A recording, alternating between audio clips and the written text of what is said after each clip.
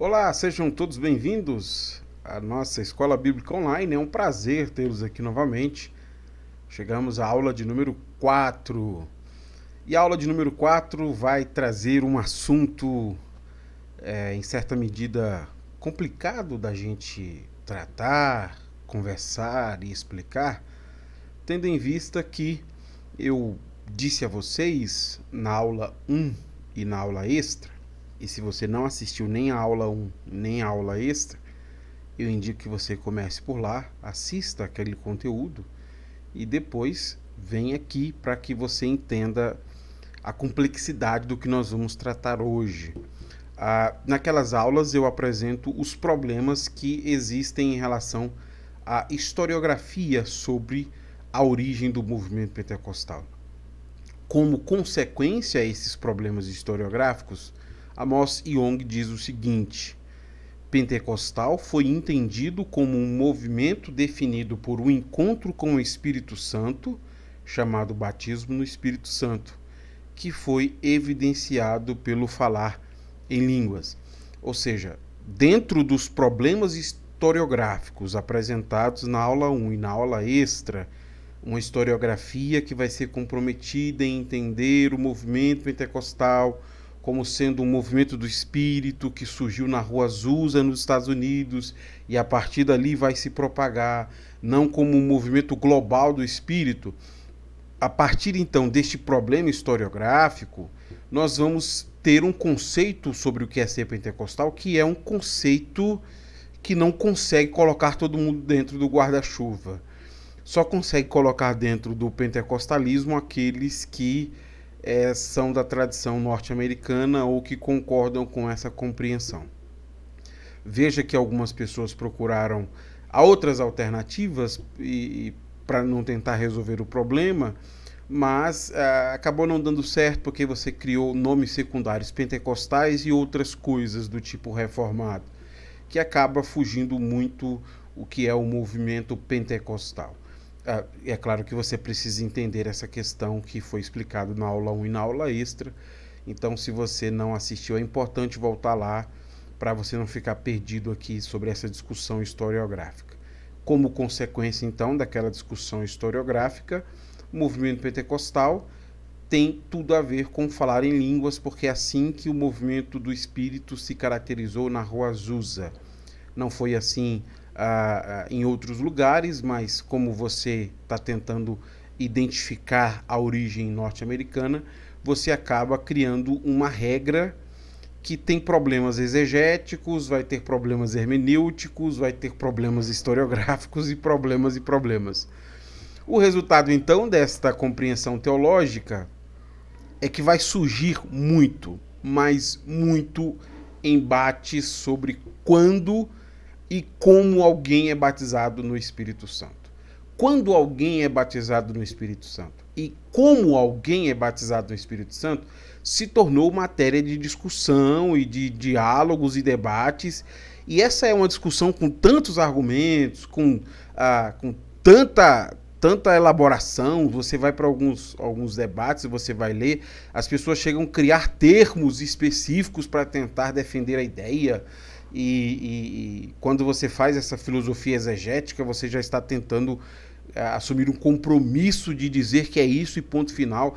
A gente debate tanto essas questões que a gente acaba se afastando da questão primordial, que é porque Deus batiza o seu povo com o Espírito Santo. E ao nos afastar disso, nós perdemos então o propósito do batismo. E veja que, para tentar amenizar este problema, algumas pessoas preferem recorrer a questões semânticas. Então, algumas pessoas preferem chamar de batismo no Espírito Santo. Outros ainda preferem chamar de batismo com o Espírito Santo. E aqueles que vão mais longe ainda da questão semântica tentam fazer uma distinção. Então, eles tentam explicar a questão como se houvesse um batismo no Espírito Santo e um batismo com o Espírito Santo. De maneira que o conflito continua. É só um conflito semântico, glossolalia, exolalia, e vão inventando nomes e vai complicando cada vez mais, e a gente não avança. Aqui eu preciso, então, lembrar algo que Paulo coloca para a gente, que é algo importante, sobre a gente pensar as questões da fé cristã e esses problemas semânticos todos. Esse texto é importante porque eu vejo que há, às vezes, certas discussões que são desnecessárias na fé cristã se nós levássemos em consideração isso que Paulo está dizendo aí. Paulo escreveu a segunda carta a Timóteo e disse: lembre essas coisas a todos e ordene-lhes na presença de Deus que deixem de brigar por causa de palavras. Essas discussões são inúteis e podem causar grave prejuízo a quem as ouve. Essas palavras de Paulo aqui são muito claras e ele está tentando mostrar como não há nada de saudável numa discussão sobre qual deve ser o nome apropriado. Batismo com, batismo no, e essas invenções que a gente vai tentando para complexificar a coisa e chegar a alguma solução. Esse debate ele é tão inútil porque, primeiro, ele não respeita questões exegéticas. Se você vai ao texto exegético, não há essa questão semântica ali de batismo com e batismo no, isso é uma invenção nossa. Segundo, que são discussões inúteis porque, como diria alguém, não infrói nem contribui. Simplesmente só complexifica a coisa de maneira que você vai precisar de ler um monte de literatura com um monte de conceitos criados para tentar chegar a um nível de complexidade para dizer que isso é legítimo. Nesse sentido, a Bíblia então está proibindo uma discussão sobre questões semânticas da nossa fé. É inútil, esqueça. A gente não vai avançar nesse sentido e complexificar também não vai resolver nada. Ao invés da gente tentar então construir um debate de maneira semântica, que a Bíblia está dizendo que nós não deveríamos, eu penso que há uma maneira mais apropriada de nós pensarmos as muitas manifestações espirituais. Eu penso que a maneira mais apropriada é tentar responder uma pergunta que é uma pergunta muito importante. Para as pessoas daqueles dias, o que significava ser batizado com o Espírito Santo?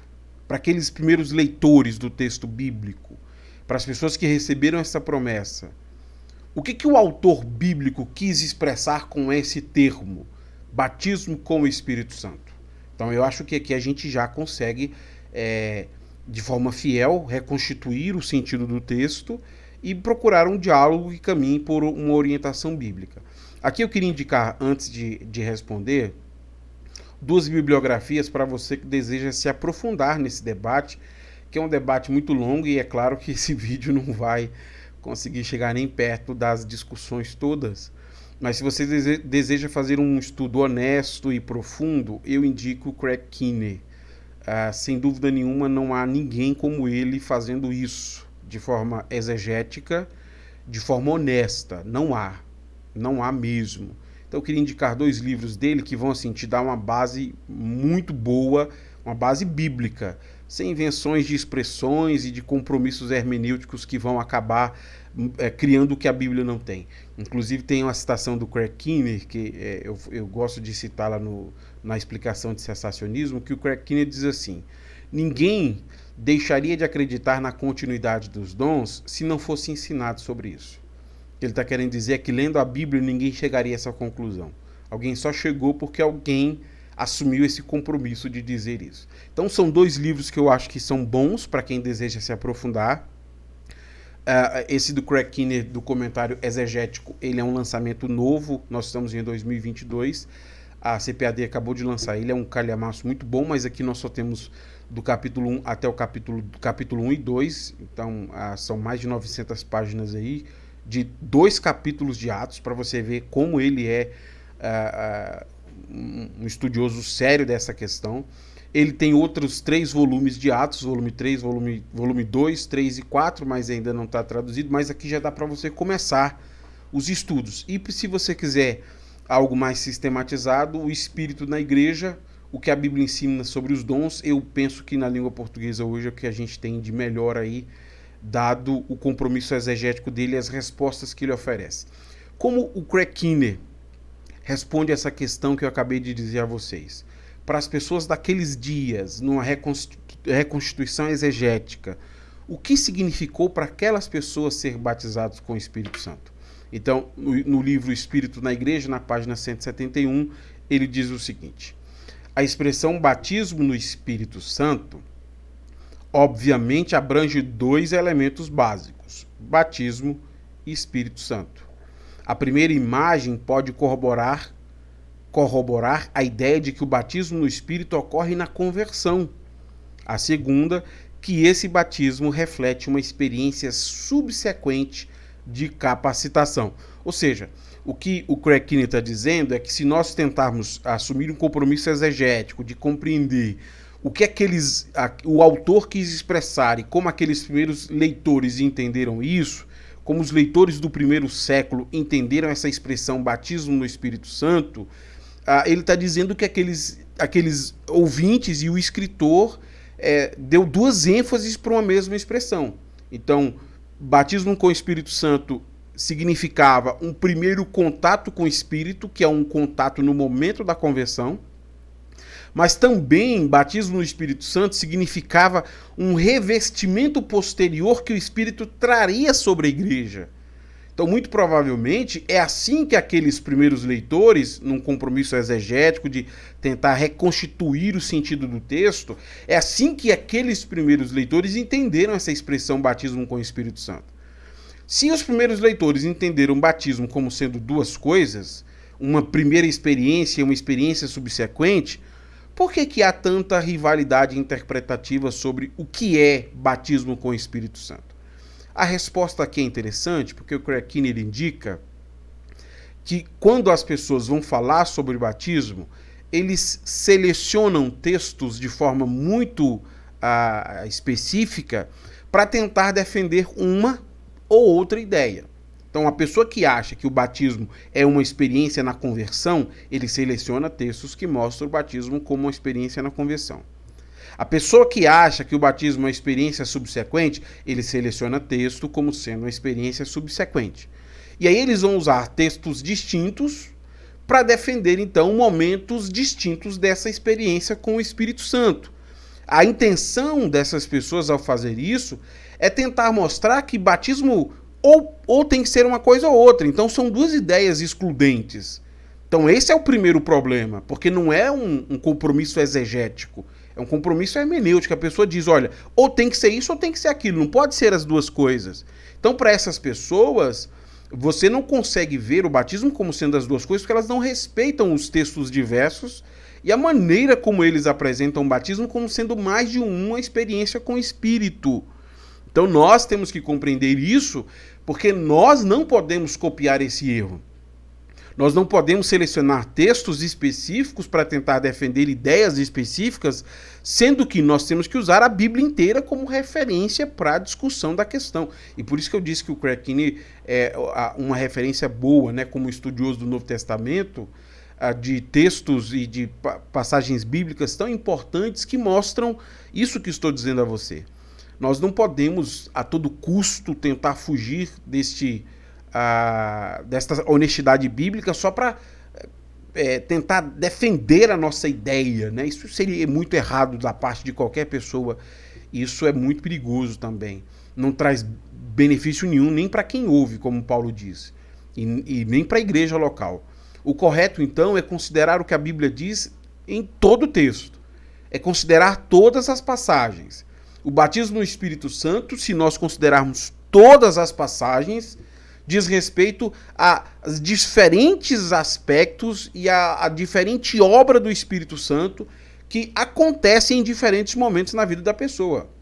Eu tive uma experiência com o Espírito na conversão, eu procurei uma experiência subsequente após a conversão, o efeito da santificação do fruto sendo produzido em mim é outra experiência, e essas experiências com o Espírito são todas batismo com o Espírito. É essa a ideia que o Craig Keener está dizendo. E uma ideia não exclui a outra. Veja como ele dá ênfase nisso de maneira muito clara. Ele diz assim: embora toda a plenitude de Deus venha a ser nossa em Cristo, no momento da nossa conversão, ainda precisamos tornar essa plenitude uma realidade em nossa vida diária. O que ele está dizendo é que essa experiência com o Espírito não é uma coisa que acontece uma única vez na vida. A leitura bíblica nos mostra que a experiência com o Espírito é algo que começa na conversão e segue-se a partir disso.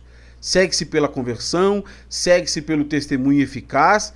Então, em síntese, nós poderíamos dizer que o batismo no Espírito Santo diz respeito aos momentos em que o poder do Espírito Santo se manifesta em nossa vida. E como esses momentos são diversos pelo texto bíblico e pela experiência cristã, também há uma compreensão que o termo correto não é batismo, mas batismos, ou experiências com o Espírito Santo que acontecem da conversão ao discipulado e o testemunho.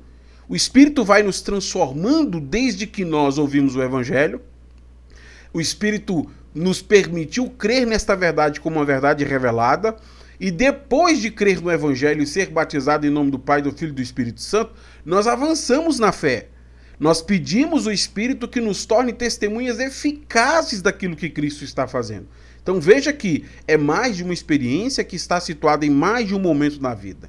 E o compromisso historiográfico com o termo pentecostal norte-americano resume o que é batismo com o Espírito Santo, de forma que nós acabamos reduzindo bastante e não exploramos tudo que a Bíblia possui. Então, ao invés de nós considerarmos aí um monte de versículos, muitas vezes tirado do contexto, para pensar o que é batismo com o Espírito Santo e sendo ideias excludentes, ou é isso ou aquilo, nós devemos considerar todas as abordagens bíblicas como corretas. Tudo que a Bíblia diz como experiência, como sendo algo que é batismo com o Espírito Santo. Deixa eu exemplificar isso para vocês no texto bíblico de Atos dos Apóstolos, onde eu acho que há bastante elementos para a gente pensar isso. Vamos pensar na primeira experiência. Qual é a primeira experiência de uma pessoa com o Espírito Santo? Leia comigo o que Pedro diz, Atos 2:38.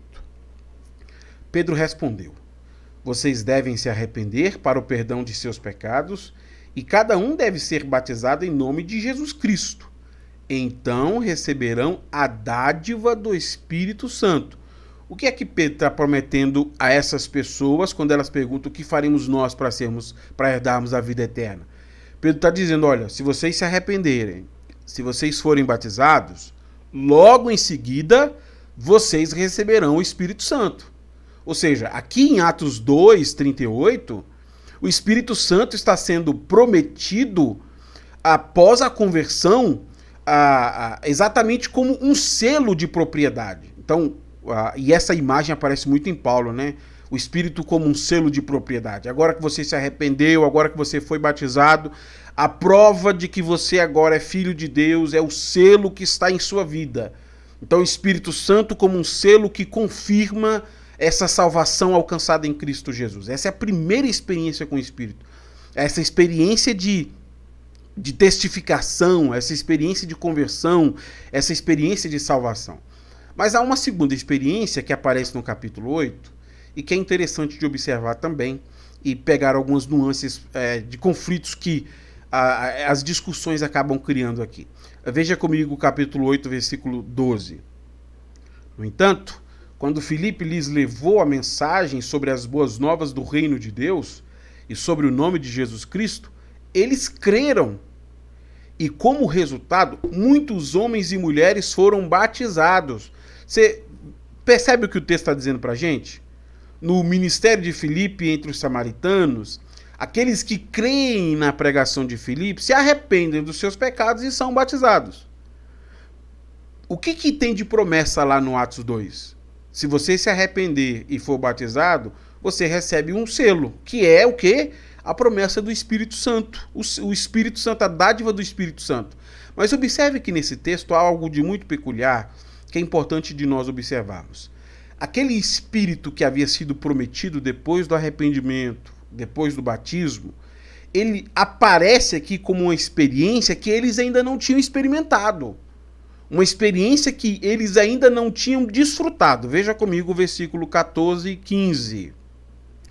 Quando os apóstolos em Jerusalém souberam que o povo de Samaria havia aceitado a mensagem de Deus, enviaram para lá Pedro e João.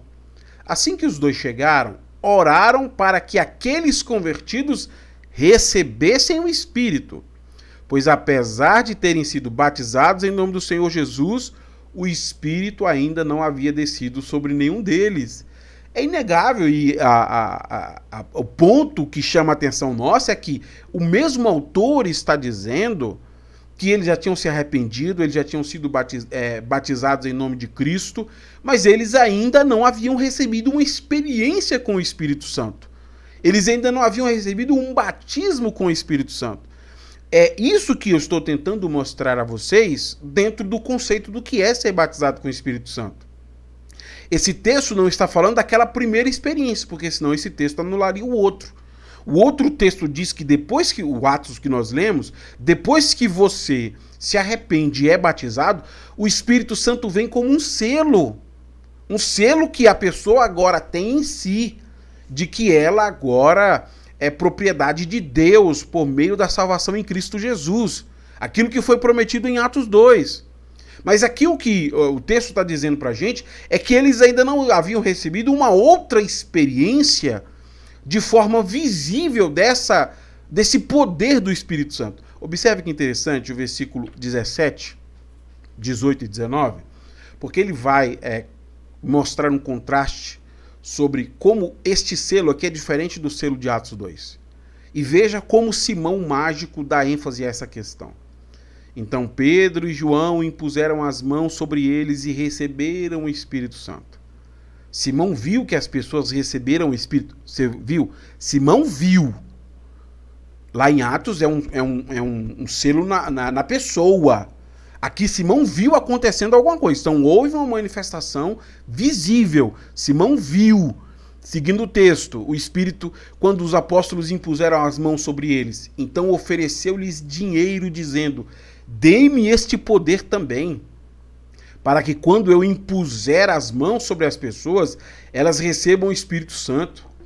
Pedro, porém, respondeu: que o seu dinheiro seja destruído com você, por imaginar que o dom de Deus pode ser comprado.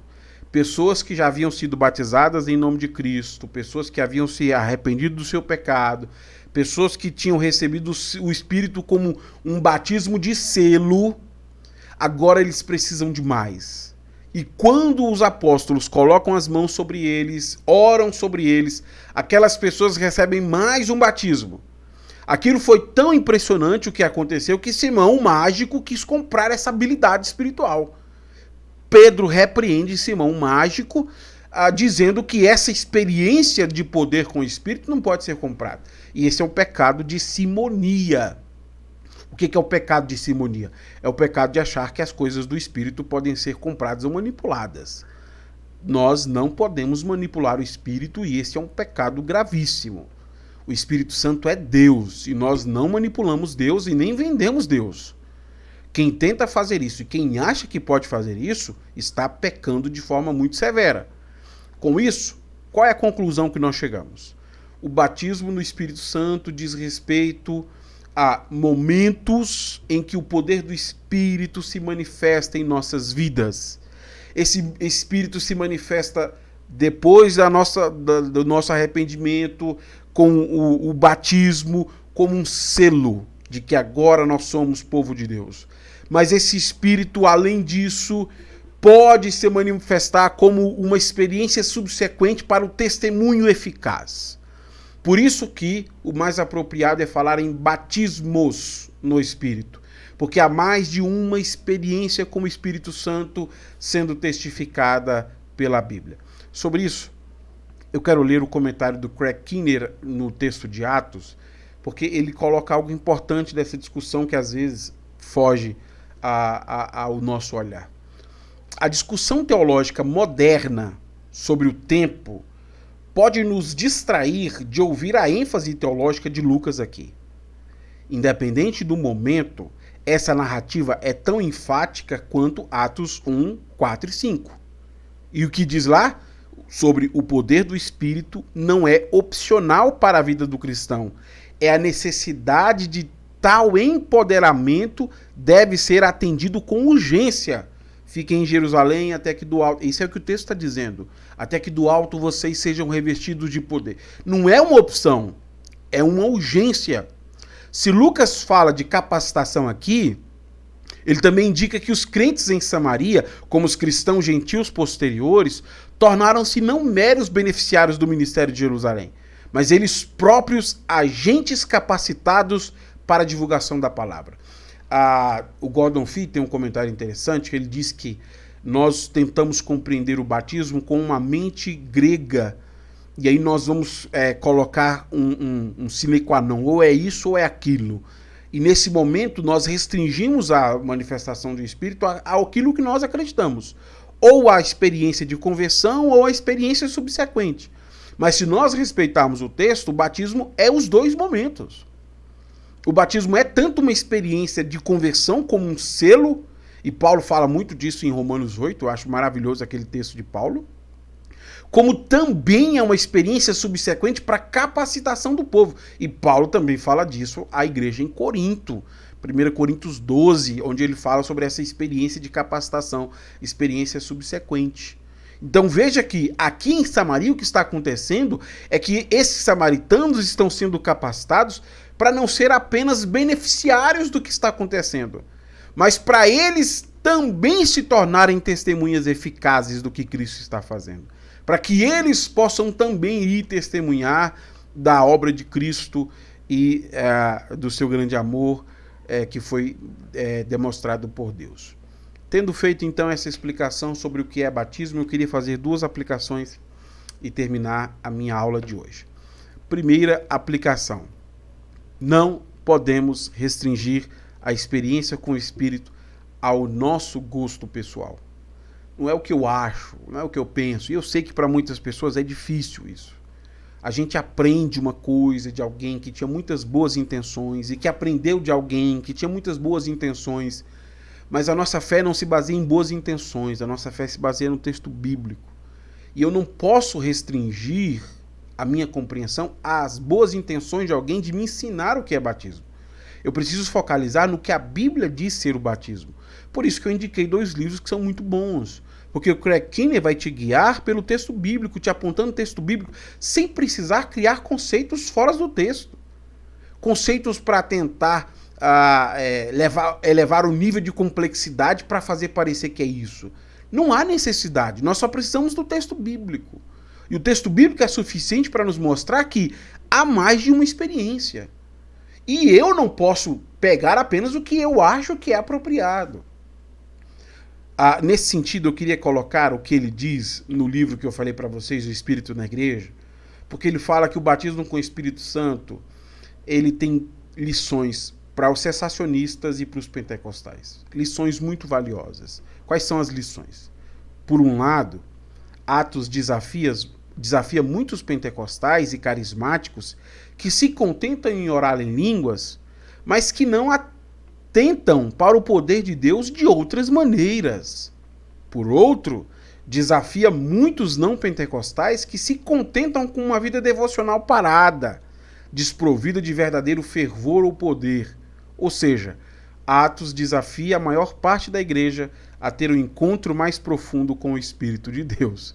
É maravilhoso o que ele está dizendo, porque se você é um pentecostal com uma ênfase norte-americana, você restringe o batismo a uma manifestação. E você tem problemas diversos, porque o Espírito Santo não age só de um jeito. E não tem como restringir a ação do Espírito a isso. Mas a gente não restringe, a gente só diz que a primeira experiência é essa. E é esse que é o problema, porque essa não é a primeira experiência.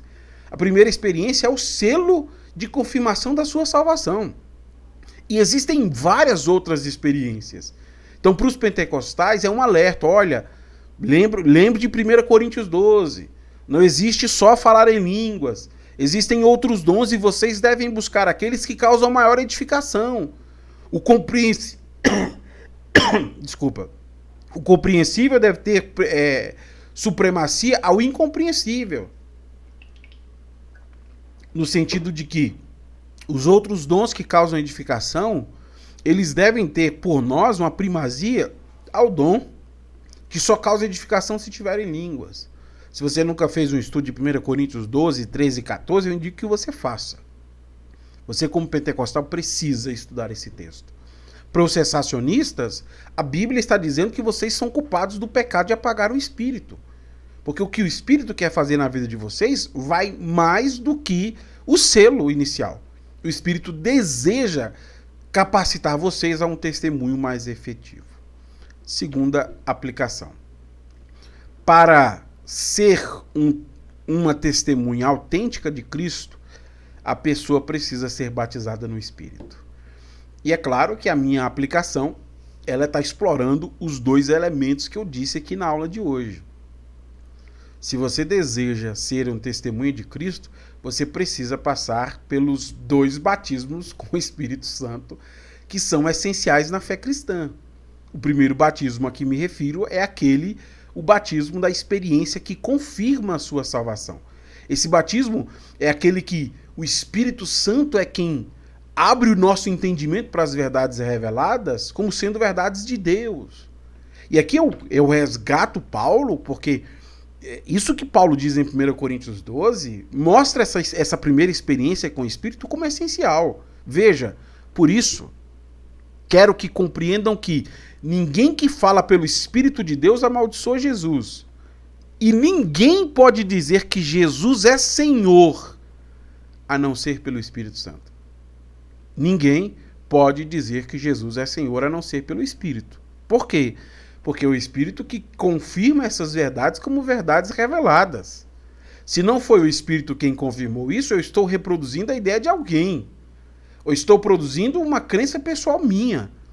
Eu preciso do Espírito confirmando que isso é a verdade de Deus. Ninguém pode dizer que Jesus é Senhor a não ser pelo Espírito, porque é o Espírito que é o selo inicial dessa salvação. Você precisa dessa primeira experiência. É isso que confirma que você é filho de Deus. O Espírito que confirma no seu espírito que você é filho de Deus. Mas a segunda experiência é aquela de Atos que eu mencionei agora há pouco a vocês. Atos dos Apóstolos, capítulo 1, versículo 4 e 5. Certa ocasião, enquanto comia com eles, deu-lhes a seguinte ordem: não saiam de Jerusalém até o Pai enviar a promessa conforme eu lhes disse. João batizou com água, mas dentro de poucos dias vocês serão batizados com o Espírito Santo. Essa segunda experiência que nós estamos chamando aqui é essa capacitação para o testemunho. E isso é importante no batismo com o Espírito Santo. Nosso testemunho se torna muito mais eficaz quando ele é acompanhado pelo poder de Deus. E Paulo fala muito sobre isso, né? Ao invés de usar eloquência ou retórica, eu fui até vocês com o poder de Deus. Porque essa presença do Espírito em nossas vidas testifica que a mensagem que nós estamos pregando é verdadeira. Eu encerro com o Craig Keener falando sobre isso, porque eu acho que esse é o foco do segundo batismo que nós devemos procurar se ainda não tivemos. O batismo no Espírito Santo abrange a concessão de poder de Deus para a missão da qual ele incumbiu a sua igreja. Se você deseja ser uma testemunha eficaz de Cristo, você precisa ter as experiências de batismos com o Espírito Santo. Para que você tenha o selo na sua vida, testemunhando de que Cristo é, de fato, Senhor, e para que você tenha o poder de Deus agindo em sua vida para o testemunho eficaz do Evangelho de nosso Senhor Jesus Cristo. Bom, esta aula longa, mas nós tivemos a oportunidade de refletir algumas coisas sobre batismo com o Espírito Santo. Semana que vem eu aguardo você então para nós avançarmos por este estudo, tudo bem? Até a próxima aula então.